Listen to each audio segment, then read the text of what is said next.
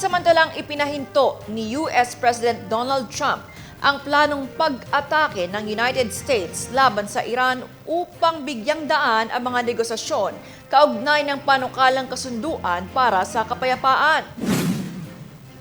Ayon kay Trump, inatasan niya ang militar ng Amerika na ihinto muna ang nakakatakdang operasyon ngunit mananatiling handa kung sakaling hindi magtagumpay ang usapan.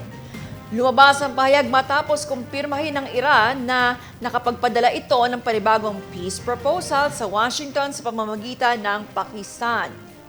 Sa kabila nito, nananatiling matatag ang posisyon ng Iran at nagbabala ang kanilang militar laban sa anumang panibagong pag-atake kung kinakailangan.